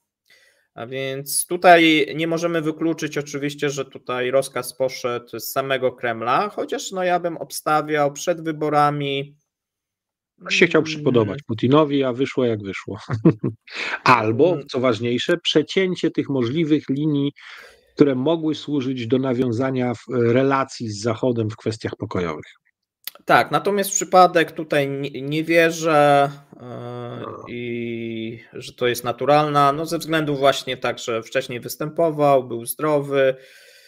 To zamieszanie jest od razu, że tak, inaczej by się to odbywało, tak mi się wydaje. Tak? To już była też informacja gotowa, bardzo szybko dostarczona do gazet, bez dywagacji, co mu się stało. Normalnie pewnie byłoby, jeżeli, że zasłab, nie wiadomo co, wiesz, czekali na karetkę 2 godziny i tak dalej, nie? I bardzo nieszczęśliwie wybrano termin tego zdarzenia, bo pewnie wybrano, podczas gdy jego żona była na tej Monachińskiej konferencji bezpieczeństwa. I miała tam dostała tą informację się. I od razu pociągnęła z grubej do całego świata, mówiąc, co o tym myśli. Tak, no i teraz będzie występować przez najbliższe tygodnie, bo jednak bo to będzie grillować Rosję i Putina w tym zakresie. Bo bo nie będzie miała z tytułu nadzoru odpowiada niestety głowa państwa, która kontroluje w tym państwie wszystko. Cześć jak czapka. Tak, i też trzeba by jeszcze jedną rzecz wiązać. 2 czy 3 dni wcześniej ukazał się na kanale, powiedzmy, powiązanym na kanale jego materiał, i to może wskazywać gdzieś częściowo na Putina, materiał dotyczący, zatytułowany Kobiety Putina, znaczy coś mniej więcej taki tytuł, na temat tam żony, tych kochanek i tak dalej, co jak gdyby część podchwyciła, że to jest, no bo Putin za to Strielków, że tak powiem, został wstawiony do więzienia, kiedy zaczął dotykać tutaj relacji damsko-męskich, no i że podobno właśnie to spowodowało. No ale to jest oczywiście teoria. Ja akurat najmniej w tą teorię gdzieś wierzę. No bo tutaj lista zasług Nawalnego była względem reżimu taka, że nie potrzebował Putin dodatkowego powodu, gdyby rzeczywiście chciał. Tak, no bo te bardziej chyba szkodliwe jest to pokazywanie tej korupcji w Rosji, tego systemu oligarchiczno-kleptokracyjnego, który jest szkodliwy, bo on był nacjonalistą, tak, ale walczył z systemem tym oligarchicznym, no i dlatego był tak popularny wśród Rosjan, no bo Rosjanie uważają, że większość problemów to są oligarchowie i korupcja. Jeżeli się tego, podobny tak schemat jak na Ukrainie, tak, gdzie też mamy oligarchów i korupcję, tylko że w Rosji jest to po prostu na większą jeszcze skalę rozwinięte i oni mają się po prostu świetnie w obecnym reżimie. Dobrze, przejdziemy sobie, słuchajcie, do miejsca pierwszego. I to w tym momencie jest na jedynkach, czyli zdobycie Awdijiwki. 17 lutego naczelny dowódca Sił Zbrojnych Ukrainy Oleksander Syrski ogłosił wycofanie wojsk z Awdijiwki. No i to jest chyba jedna z najdłużej bronionych twierdz, tak, no bo od 2014 roku. Ważna dla Rosjan, ważna dla Ukraińców. Rosjanie już się rozpisują, jakie miasta kolejne padną. Natomiast wbrew temu, co zapowiadano, czyli że Syrski dostał rozkaz bronienia Awdijiwki, no zdecydował się, myślę, o tym mówiliśmy wcześniej, tak, że bronienie jej jest błędem, no i trzeba się wycofać. I rozsądek zwyciężył? No tutaj trzeba powiedzieć tak, sytuacja taktyczna na tym odcinku była krytyczna. Generał Mordwiczew, który jak się okazało odpowiadał za to wszystko, całkiem mądrze to wszystko poustawiał. Tam, gdzie trzeba było, wytracił tych mobików, kiepsko wyszkoloną, kiepsko wyekwipowaną piechotę, ale do właściwych szturmów, kiedy już rzucił, to rzucił najlepiej wyszkolone i najlepiej wyposażone jednostki, ten najlepszy sprzęt, ale rzucił je masowo. Skoncentrował większość dostępnej na całym froncie artylerii i amunicji na tym odcinku, plus bardzo ważna rzecz. Rosyjskie lotnictwo od tygodni izolowało już tą strefę oraz regularnie bombardowało tymi bombami o największym wagomiarze, od 500 do nawet 1500 kg. No, nie tylko osłabiając morale, ale rzeczywiście niszcząc wszystko sukcesywnie w tej Awdijiwce. I kiedy te frontalne szturmy, które poszły wtedy, kiedy nie osiągnięto sukcesów w tych kleszczach północ-południe, one swoją masowością osiągnęły jednak skutek, no to się okazało, że sytuacja na tyle się skomplikowała, że dalsze utrzymywanie jest czystą stratą bardzo dobrych jednostek w rejonie Awdijiwki. I Awdijiwka to jest najdłuższa bitwa nowożytnej Europy, bo trwała 10 lat. Oblężenia Awdijiwki, próby zdobywania, no i w końcu skutecznie to zdobyto. Generał Załużny mówił, że to się może zdarzyć, oddanie Awdijiwki w perspektywie 3 miesięcy, wszystko się potwierdziło. Nie byłoby to takie łatwe dla Rosjan, w sensie no nie było łatwe, bo okupili to ilością, bardzo dużą ilością strat w ludziach i w sprzęcie. W sprzęcie 13:1, w ludziach nie mniej niż 7:1, bezpowrotnych mówimy stratach, o których wiemy, ale co do zasady ten punkt miał znaczenie dla strony ukraińskiej i strony rosyjskiej z jednego powodu, bo stamtąd można było ostrzeliwać Donbas, Donieck dokładnie, który jest hubem logistycznym rosyjskiej armii w tamtym rejonie. Jak udało się zlikwidować ten wyłom w rosyjskich liniach, z automatu mniejsza ilość możliwej artylerii ukraińskiej jest w stanie na ten Donieck strzelać. Przy braku amunicji, jaką mają, jeszcze mniejsza, więc zostają drony. Na szczęście się okazało, że kiedy my z Arturem Mickiem w piątek nagrywaliśmy, mówiliśmy, że dlaczego Ukraińcy nie zrobią żadnej pułapki przeciwlotniczej na rosyjskie samoloty bombardujące, no to okazało się, że tego dnia później napłynęły do nas informacje, że zestrzelili 3 Suchoje, 2 myśliwce bombardujące, 1 myśliwiec i następnego dnia, czyli wczoraj jeszcze 1. Więc zrobili skuteczną pułapkę, tylko chyba za późno. Chyba za późno. I teraz tak, Syrski, ja wstrzymałem się z dużymi komentarzami na jego temat, uważając co do zasady, że zła jest zmiana woźnicy w zaprzęgu w takim momencie, z Załużnego na Syrskiego, ale powiedziałem, zobaczymy, co będzie sobą prezentował. I na chwilę obecną bardzo trzeźwo, ogólnie ogarniając sytuację, zadziałał, jednak podejmując decyzję o wycofaniu z Awdijiwki, ale jego decyzja na niższym szczeblu, czyli użycie w charakterze takim właśnie, jakim użył 3. Brygady Szturmowej Azow, to jest trochę dyskusyjne. Oni zrobili rzeczy, o których się będzie chyba śpiewało piosenki, bo udało się, że wchodząc do walki na ostro, z lżejszym sprzętem niż miał przeciwnik, z nieodpowiednim sprzętem względem rodzaju walk, jakie mieli prowadzić, na pełnym, na pełnej kozackiej fantazji i bohaterstwie udało się zatrzymać na tyle długo Rosjan na tych pozycjach, gdzie zaatakowali, aby dać czas na wycofanie zdecydowanej większości sił i sprzętu, jaka była możliwa, z tego głównego worka Awdijiwki. Na pewno wiemy, że jest jakiś problem, jeśli chodzi o ilość rannych ukraińskich żołnierzy, którzy mogli pozostać jeszcze w kompleksie. Nawet sami Rosjanie przyznają, że są jeszcze jakieś odosobnione małe punkty, gdzie walki się toczą w samym kompleksie miejskim, ale no to już jest dogasająca rzecz. Rosjanie się chwalą, że nawet 500 rannych rzekomo miało zostać. Ukraińcy oczywiście tego nie potwierdzają. Jest to jakaś przestrzeń pomiędzy a pomiędzy. Natomiast na pewno są dowody już fotograficzne na to, że Rosjanie dobijają jeńców rannych i to jest rzecz oczywiście bestialska. Przy tych stratach, jakie Rosjanie ponieśli, niestety się tego spodziewaliśmy, że to zezwierzęcenie z nich mocno wyjdzie. I tak sytuacja wygląda. Pamiętajmy jednak, Awdijiwka miała znaczenie tylko, jeżeli chodziło o ten ostrzał Donbasu, Doniecka, natomiast poza tym nie jest żadnym super, hiper ważnym miejscem. Była stałym punktem ukraińskiego oporu na mapie przez 10 lat, ale nie jest żadnym uwarunkowaniem dla powodzenia całej wojny obronnej Ukrainy. linie kolejne były budowane. Chyba masz tą mapkę, którą możemy tutaj Mapę wrzucić, żeby mam, tak, pokazać. jak to mniej I tu, więcej obecnie wygląda i gdzie być dokładnie. może będzie następna linia obrony. I teraz tak, pierwsza to jest taki ten, powiedzmy, pas przesłaniania, jak jest ta biała linia.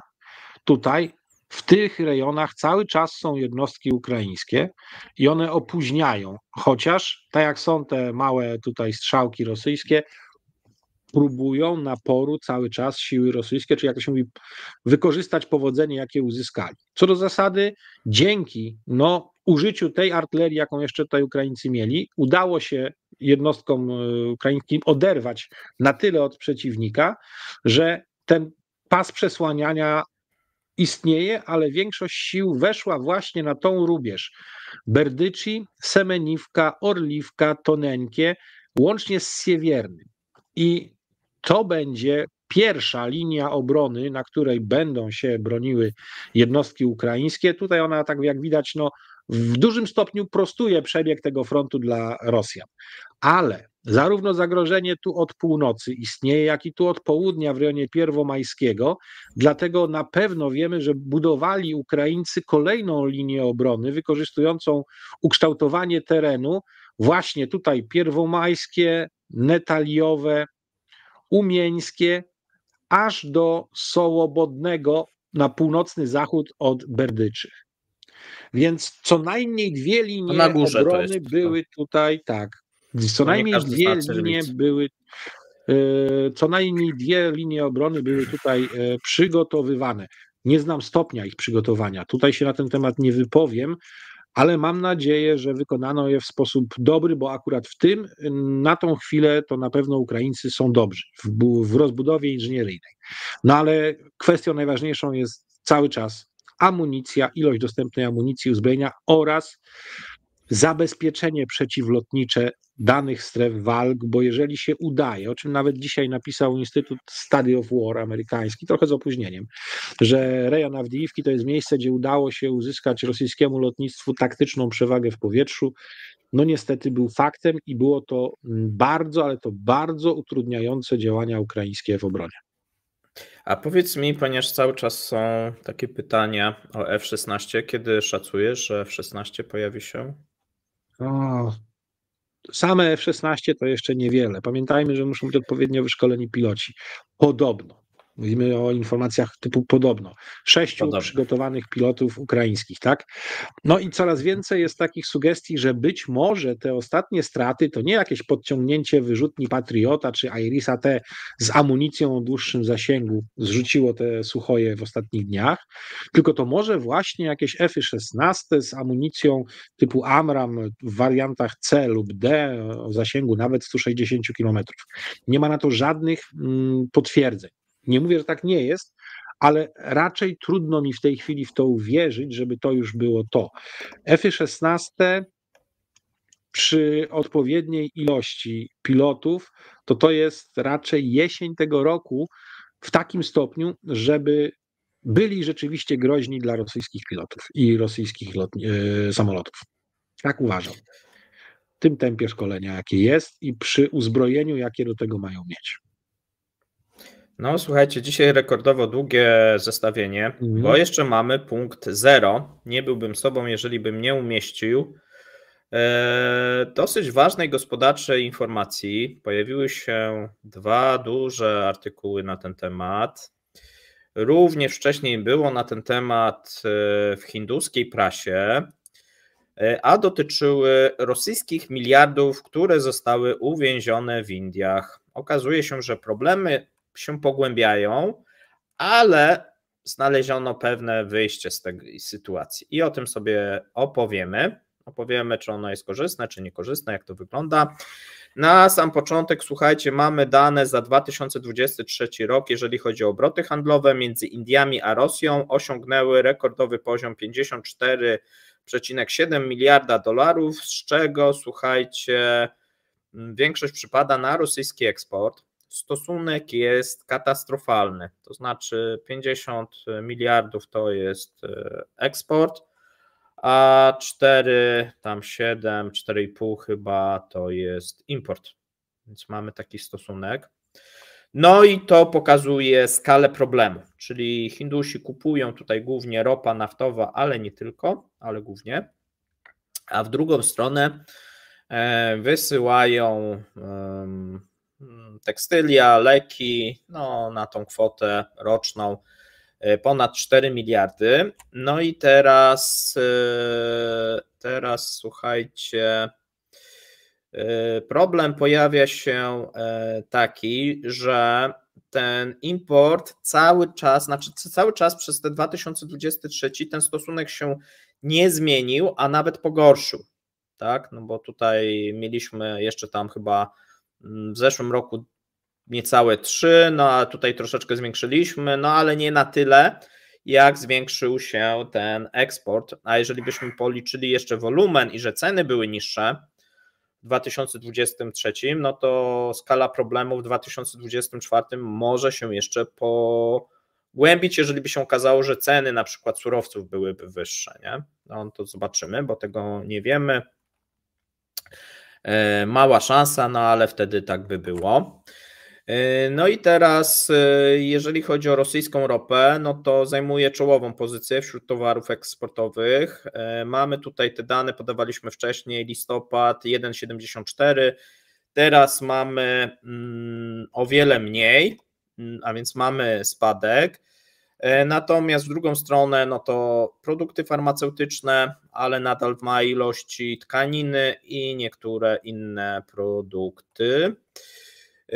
No i tutaj podaje się, tym problemem jest nadwyżka handlowa i okazuje się, że cały czas za dużą część ropy naftowej rozliczana ta ropa jest w dirhamach. W dirhamach i w rupiach. I te rupie stanowią problem, ponieważ trudno jest je przewalutować. Znaczy, trzeba je przewalutować, jeżeli chcemy tutaj uzyskać, natomiast ponieważ jest ta nadwyżka, a Rosjanie z Hindusami podpisali umowy o rozliczaniu się w walutach tych narodowych, no to żeby cokolwiek odzyskać, ten eksporter musi czekać, aż pojawią się w tym indyjskim banku ruble. Jak jest 10 razy różnica, no to rozumiecie, że tam to na waciki wtedy jest, ale problem urósł do takiej skali, że te kwoty dochodzą już do 50 miliardów. Tam się mówi, że mamy powyżej 45 miliardów. Zostało rupii w Indiach. No i okazuje się, że Rosjanie cały czas rozmawiają, w jaki sposób ten problem rozwiązać. Pojawił się, słuchajcie, pomysł, jeżeli chodzi o bramkę płatniczą, czyli stworzenia takiego projektu bramki płatniczej dla urządzeń mobilnych, no i tam rosyjski rząd coś bredzi, że oni to będą wykorzystywać. Natomiast zdaniem ekspertów tych branżowych to w żaden sposób nie rozwiązuje problemu, bo nie zmienia waluty. Czyli to, że sobie zapłacimy, to nie zmienia jak gdyby tutaj waluty, no bo cały czas zostają te rupie, bo nie chodzi bowiem o możliwość przelewów między bankami a Federacją Rosyjską. To też jest problemem, ale mniejszym, bo te przelewy się odbywają, tylko chodzi o to, że potem z tymi rupiami, jak sobie przelejemy do Rosji, to nie ma dalej co zrobić. No i co z tego, że będziemy mieli bramkę płatniczą, rozumiecie, jak i tak trzeba to w jakiś sposób przewalutować. No i ktoś musi to przewalutować. Indie nie chcą w tym procederze w żaden sposób pomagać, a więc trzeba przewalutować na przykład na dirhamy i z tych dirhamów z powrotem na przykład na ruble, nie? Albo trzymać w tych dirhamach i coś kupować ze Zjednoczonych Emiratów Arabskich. Nie? Wielokrotne słabki walutowe. Tak, część firm rozlicza się w dolarach cały czas, bo o tym nie zapominajmy, natomiast no, te rupie stanowią problem, ale część oligarchów znalazła rozwiązanie. Część oligarchów tutaj i część firm znalazła rozwiązanie, no i rozwiązanie, z którego chyba są zadowoleni przynajmniej częściowo oligarchowie, ale przede wszystkim rząd indyjski, bo drugim sposobem na przezwyciężenie problemu z nadwyżką handlową jest reinwestowanie uwięzionych rupii w indyjską gospodarkę. No i słuchajcie, od momentu powstania problemu rosyjskie firmy przeznaczyły już 16 miliardów dolarów, znaczy denominowanych w rupiach, w hinduską gospodarkę, tak, I inwestując. niestety jest to genialna prostota rozwiązania problemu, bo to jest sposób na wypranie tych pieniędzy poprzez inwestycje. W ramach inwestycji podmiot, w który wejdą, może kupić już rzeczy za dolary, którymi się potem rozliczy w kompensatach, tak? Więc już jest do przodu. 2. To jest offset. 100% Tak, offset. natomiast Towary tak, trafiły do Indii. I jeszcze tutaj muszą są inwestować zyski z tego. tak, znaczy no, największym zwycięzcą i wygranym są oczywiście Indie i rząd indyjski, bo nie dość, że mają o wiele tańszą ropę niż konkurencja, to jeszcze mają inwestora, czyli płacą, ale te pieniądze nigdy nie wracają, znaczy duża część ich nie wraca nigdy do Rosji, jest niewypłacana. No, natomiast nie jest to do końca oczywiście idealne rozwiązanie, bo część można inwestować, no ale to tak z 50 miliardów zainwestować to tak trochę dużo w tych Indiach. I szefowa na przykład Banku Centralnego Elvira Nabiulina nazwała inwestowanie w aktywa finansowe rozwiązaniem sytuacji, natomiast część ekspertów uważa, że inwestowanie w indyjską gospodarkę nie jest najlepszą opcją rozwiązania problemu, ponieważ ich zdaniem nie umożliwia wypłaty środków, a zatem nie spełnia głównego celu, tak? No bo tutaj No nie umożliwia wprost, ale albo później, albo w sposób pośredni jednak umożliwi. Bo zawsze ale jak wiesz, to ale można potem zbyć. masz te rupie. Rozumiesz? No dobrze, ale kupią firmę, weszli w jakąś firmę jako inwestor, następnie wystawią ją do sprzedaży, udziały w niej, ale już je rozliczą w dolarze, tak? No tak, ale nadal te transakcje musiałbyś sobie te pieniądze przelać na przykład do Rosji, nie? Chodzi o to, że Ale wiesz, po co?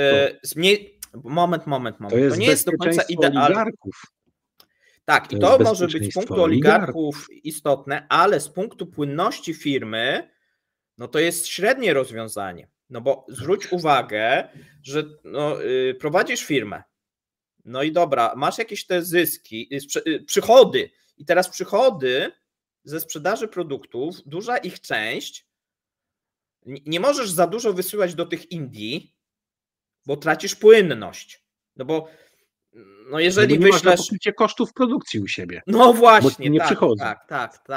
tak. A więc wiesz, to jakieś rozwiązanie jest, no ale nie możesz, jak gdyby daje taki próg, że nie można za dużo wysyłać do Indii, no bo nie zwrócą ci się koszty, stracisz płynność finansową.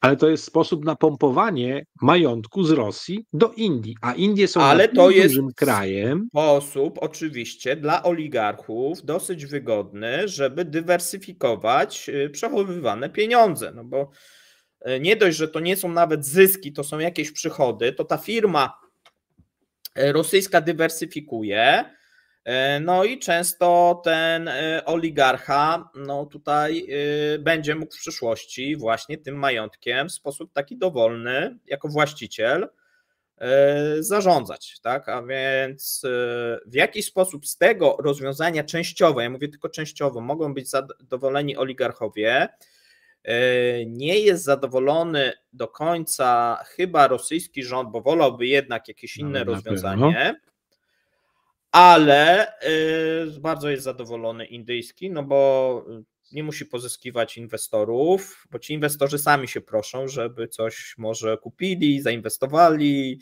oni dużych wymagań nie mają, byle to by było bezpieczne, tak, i tak dalej, i tak dalej. Ciekawe rozwiązanie, na pewno tak jak mówię, ma to limity, no bo jakby nie miało, no to oni już by wszystko wymienili, a więc nadal starają się uzyskać i poprawić tą płynność, no bo wiesz, w tym momencie, jeżeli Unia Europejska będzie brała coraz mniej, nie wiem, Chiny by się stwierdziły, że już w tych magazynach mają dość, no to nie mogą wysłać, wiesz, więcej do Indii, tak, bo to jak gdyby daje im taki próg odcięcia, że w nieskończoność nie można zwiększać, no bo jeżeli się będzie dostawało rupie, no to oni muszą mieć w którymś momencie po prostu te ruble, tak, żeby ludziom zapłacić, opłacić koszty i tak dalej, i tak dalej. I na to skarżył się ostatnio szef Rosnieftu, żeby bank centralny coś z tym zrobił, no bo że on sobie zainwestuje, no to okej, nie, ale to tak w nieskończoność też nie można. Zresztą wiesz, jeżeli ta sytuacja, zobacz, patrz, no dobra, w tym roku zainwestujesz 16 miliardów i co, będą tak co roku inwestować w tą gospodarkę indyjską? No, oczywiście, że woleliby to ukrócić i mieć z tego tytułu zarówno państwo podatki, jak i oligarchowie swoje zyski. Ale wiesz co, państwo ma podatki. Państwo ma podatki. Państwo... jest oligarchów z tych firm, tak? No, tak, bo państwo jak gdyby dla państwa nie ma znaczenia, czy te pieniądze, tu chodzi o płynność głównie, to bije w płynność firm, a to jest zawsze niebezpieczne. Tak, no ta płynność jest bardzo ważną rzeczą, ale się zastanawiam, czy aby przypadkiem nie wymuszczą czegoś na zasadzie, skoro mamy takie depozyty w Indiach, możemy się wykazać, że one należą do nas, to czy aby przypadkiem nie da się pod to wyemitować czegoś w Rosji, co by dało im te brakujące do płynności ruble? Pewnie tak, no mogą próbować obligacje i to robią korporacyjnie puszczać, tak, no i to dawać jako zabezpieczenie. No można też tak pewnie w przyszłości myśleć. Jeszcze tego chyba nie zrobili, bo ja nie kojarzę, żeby były obligacje korporacyjne zabezpieczone tymi indyjskimi aktywami. No cóż, zobaczymy, ale robi się ciekawie. Tak, i słuchajcie, dałem to na miejsce zerowe, dlatego, że tak, częściowo rozwiązuje ten problem, ale częściowo go nie rozwiązuje, no bo cały czas, jak mówię, jest problem płynności i to też pokazuje, że ta sprzedaż do Indii ma limit, tak? Hindusi cały czas żądają tych niższych cen z jednej strony, no i w sumie są takim największym wygranym tej sytuacji i teraz jak się zastanowicie, no to trudno się dziwić Hindusom, że oni chcą kupować tą ropę. No bo to jest taki win-win, znaczy wiesz, podwójnie, tak? Taki double win, tak? Nie dość, że kupują taniej, no to jeszcze mają dodatkowy offset w postaci rosyjskich inwestycji, nie? Tych samych pieniędzy, które to tak... No, to jest układ idealny. Idealna sytuacja. Idealna sytuacja, słuchajcie, jeżeli chodzi o Indię. To był ostatni punkt. Ja ze swojej strony dziękuję, Maćku, że chciałeś spędzić prawie 2 godziny. Dziękuję widzowie, że również wytrwaliście. Dobre 2 godziny na niedzielny wieczór. Moi drodzy, pamiętajcie, że robimy to z wami i dla was. Dziękujemy wszystkim, którzy nas wspierają, którzy nam pomagają, bo wielu z was przysyła nam informacje, żeby wzbogacić to, o czym mówimy. Często dostajemy na zasadzie zadania domowego, a czy moglibyście się tym zająć? No nie wszystkim możemy, bo spraw jest dosyć dużo, ale co jakiś czas na pewno zawsze to wpada na każdym z naszych kanałów. Coś, co centralnie od was jako zadanie domowe dostaliśmy, więc to jest też forma interakcji, którą sobie bardzo z wami cenimy. Dziękujemy za wszystkie przejawy sympatii, za wspieranie naszych kanałów. Namawiamy do tego, żebyście dalej to robili, jeśli tylko macie taką możliwość. I cóż, życzymy wszystkim sympatycznego, niedzielnego wieczoru i pozytywnego, nadciągającego tygodnia. Dzięki, trzymajcie się, cześć. Pozdrawiamy, cześć.